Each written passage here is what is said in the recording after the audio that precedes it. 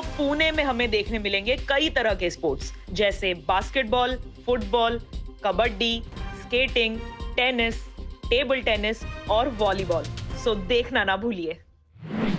नमस्ते, आदाब, सत श्री अकाल। मैं हूं आपका प्यारा होस्ट रजत सूद और मैं हूं आपकी पसंदीदा होस्ट आंचल अग्रवाल। और स्वागत है आपका एक ख्वाब में, वो ख्वाब जिससे हिंदुस्तान के स्पोर्ट्स प्लेयर और तैयार हो रहे हैं, और वो ख्वाब जो हिंदुस्तान को बनाना चाहता है इस विश्व का बेस्ट स्पोर्टिंग नेशन। जी हाँ, यानी कि स्वागत है आपका to India's biggest inter school sports competition the SFA championships में, जो कि एस्टेब्लिश हुआ 2015 में एक पक्के इरादे के साथ कि तलाश करके रहेंगे हिंदुस्तान के खेल के नगीनों की।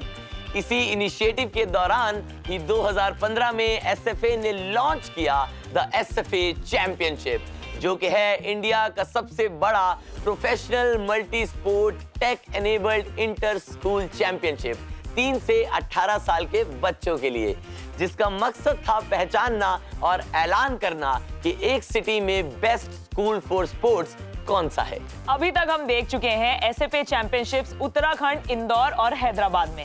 And now welcome to the SFA championships Pune.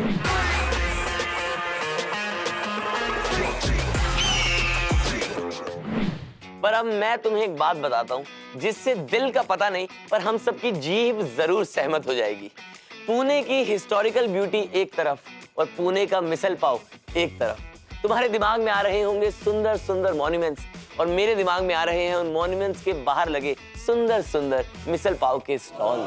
Pune जहां स्पोर्ट्स को लेकर उतना ही प्यार देखने को मिलता है जितना मिसल पाव को लेकर देखने को मिलता है। आंचल, ऐसे स्पोर्ट्स एंथुसियास्टिक शहर में स्पोर्ट्स की वाइब भी तो उतनी ही प्यारी होती होगी। जी हाँ, पुणे में आपको देखने को मिलते हैं सभी तरह के स्पोर्ट्स। सहारा स्टेडियम में आपको क्रिकेट के मैचेस देखने को मिल जाएंगे। फिर पुणे में टेनिस का डेविस कप भी ऑर्गेनाइज कराया गया है। प्रो कबड्डी लीग के मैचेस भी यहाँ रेगुलरली देखने को मिलते हैं, जिसमें पुणे की अपनी टीम पुनेरी पल्टन बहुत ही दमदार खेल दिखाती आई है। Dhanraj Pillai the legendary hockey player भी पुणे से ही है। उन्होंने अटेंड किया था सुगड़ विलासी सभा एसवीएस स्कूल इन खड़की, और उन पर बहुत छोटी उम्र में ही स्पोर्ट्स का जुनून सवार हो गया था। मैंने उनकी इंस्पायरिंग स्टोरीज सुनी है। मैंने सुना है कि वो अपने फ्रेंड्स के साथ खड़की एम्यूनिशन फैक्ट्री के ग्राउंड्स पर हॉकी खेला करते थे और वुडन की स्टिक्स से अपने लिए हॉकी स्टिक्स बनाते थे। इसी तरह के दृढ़ संकल्प की वजह से उन्हें जल्द ही लोकल टूर्नामेंट्स में एक नाम मिल गया, और फिर उनका फाइनली 1989 में नेशनल टीम में सिलेक्शन हुआ। वहां से उन्होंने 15 साल तक इंडिया की नेशनल टीम के लिए खेला, और आखिरकार उन्हें सम्मानित किया गया राजीव गांधी खेल रत्न अवार्ड से। हमने बेस्ट प्लेयर्स का डिस्कशन कर ही लिया है, तो अब मेरी एक्साइटमेंट भी बेस्ट लेवल पर पहुंच चुकी है पुणे के स्पोर्ट्स देखने के लिए। तो देखते हैं, चलो लेट्स गो। अगला खेल जो हम देखने वाले हैं वो इस देश की मिट्टी से जुड़ा खेल है। देसी भी है और वर्ल्ड फेमस भी। आइए मिलकर देखते हैं कबड्डी। अंडर 14 फाइनल से करेंगे गर्ल्स कबड्डी की शुरुआत, और दी एसएफए चैंपियनशिप्स के लिए लड़ेंगे आर्यंस वर्ल्ड स्कूल ए और आर्यंस वर्ल्ड स्कूल बी। ये रहे उन दोनों टीम्स के लाइनअप। ओह वाओ, एक ही स्कूल के 2 टीम्स, और वो भी फाइनल्स में। मतलब 2 मेडल्स तो आर्यंस वर्ल्ड स्कूल के पक्के हैं। रेड शुरू और डिफेंडर्स चेन बनाकर घेरते हुए हाई होल्ड से रोकने की कोशिश, पर रेडर बच निकली। आर्यन ए से उनकी स्टार रेडर मौके की तलाश में, टच पॉइंट की तलाश में। उन्हें पता है ये क्रूशियल रेड है, इसलिए अपना टाइम ले रही हैं। चेन टैकल का मौका यहाँ कॉर्नर पे पुश कर दिया है। सामने से होल्ड करने की कोशिश नाकाम। बच निकली रेडर। सब्र का फल मीठा हो पाया और अपनी टीम को पॉइंट दिलाया।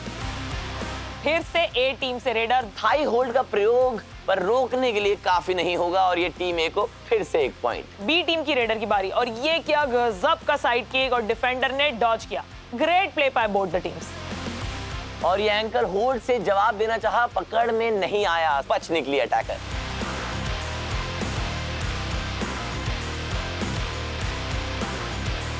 और ये टच करके भागने की कोशिश, और जवाब में एंकल होल्ड पर कमाल की एजिलिटी दिखाते हुए, और ये पॉइंट। कमाल कमाल कमाल। और इसी के साथ आर्यंस वर्ल्ड स्कूल ए ने टॉप प्राइज हासिल किया और आर्यंस वर्ल्ड स्कूल बी बने रनर्स अप, यानी कि आर्यंस वर्ल्ड स्कूल के दोनों हाथों में लड्डू। भाई मजा आ गया। कबड्डी प्लेयर्स नहीं, ये शेरनियां हैं। इनकी दहाड़ स्टेडियम में बहुत दिनों तक गूंजने वाली है। बिल्कुल। आंचल, कबड्डी हमारे देश का एक बहुत ही प्यारा खेल है और फाइनली उसको अपनी वेल डिजर्व्ड पॉपुलैरिटी की सीढ़ी पर चढ़ने का मौका मिल रहा है। तुम्हें पता है कि कबड्डी अब इंडिया के मोस्ट फॉलोड स्पोर्ट्स में से एक बन गया है और द एसएफए चैंपियनशिप्स में भी सबसे एक्साइटिंग स्पोर्ट्स में से एक है। आइए कबड्डी के फाइनल मैचेस का लुत्फ उठाते हैं।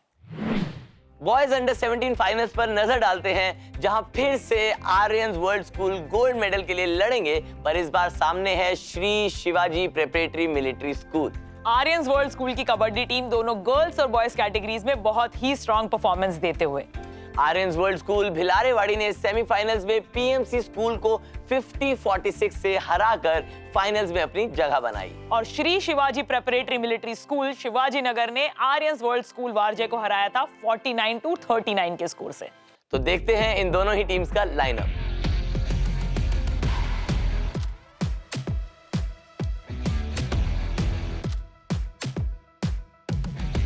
यहाँ रेडर डिफेंस को आंकते हुए और एक साइड किक की कोशिश, बच निकले डिफेंडर। पूरी की पूरी टीम भी कम पड़ गई यहाँ पर। हाथ से रेडर भी फिसले और मौका भी।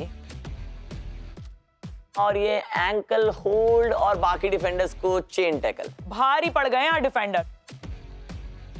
बस 3 डिफेंडर इस रेड में, क्या ये सुपर टैकल करने में कामयाब होंगे?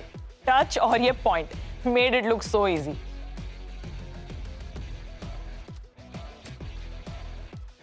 एंकल होल्ड से रोकने की कोशिश, पर बच निकले आसानी से।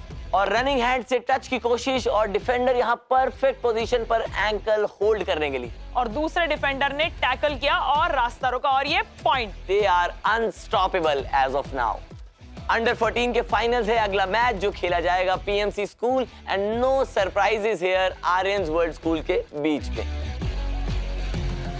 रेडर किसी तरह से जंप करके ना निकल जाए, इसलिए बाकी डिफेंडर्स ने उनके पैर ही हवा में उठा लिए। Just great team work. एक और रेड और घुमा के साइड के कमाल के रिफ्लेक्स डिफेंडर के। और डिफेंडर होल्ड के लिए पोजीशन में, पर ग्रिप नहीं मिल पाई और अंत में आसानी से बच निकले। PMC school takes the win in the under 14 category in this close final, but Aryans World School fought very hard. और सारे कैटेगरीज में मेडल विनर्स हैं Aryans and the entire school would be so happy with their performance. Aanchal, वैसे बहुत खुशी की बात है कि आजकल सभी स्कूल्स स्पोर्ट्स को लेकर बहुत एंथुसियास्टिक हैं और इसका एक बहुत अच्छा अंदाजा लगता है किसी भी स्कूल के पार्टिसिपेशन नंबर्स को देखकर। तो दोस्तों, पुणे के हमारे टॉप 5 पार्टिसिपेटिंग स्कूल्स रहे हैं doctor Kalmadi Shamrao high school Baner 229 participants के साथ, the Bishop's coed school Undri with 235 participants, Vidya valley school Sus से आए 240 participants, Educon international school Baner से 292 यानी कि 252 पार्टिसिपेंट्स। इन सभी स्कूल के स्पोर्ट्स टीचर्स को, कोचेस को, ऑर्गेनाइजर्स को हमारा एक सैल्यूट स्कूल में ये कल्चर लेकर आने के लिए और बच्चों को इस बात की प्रेरणा देने के लिए कि स्पोर्ट्स भी जिंदगी का उतना ही अहम हिस्सा है जितना कि एकेडमिक्स। ऑब्स्टेकल्स, बाधाएं, अड़चने सबको पार करके हमारे एसएफए चैंपियनशिप के पार्टिसिपेंट्स पहुंचे हैं अपनी मंजिल तक। और अगला स्पोर्ट भी कुछ ऐसा ही है जहां लिटरली पार्टिसिपेंट्स को हर्डल्स पार करके रेस में अव्वल आना है। एथलेटिक्स का one of the toughest types of race माना जाता है हर्डल रेस। बिल्कुल, और इस बात को ज्योति यर्राजी से बेहतर कौन समझ सकता है जिनके पास fastest Indian woman in 100 metre hurdles का खिताब है। तो आइए देखते हैं हमारे एसएफए चैंपियनशिप पुणे के पार्टिसिपेंट्स इस चुनौती पर कैसे खरे उतरते हैं।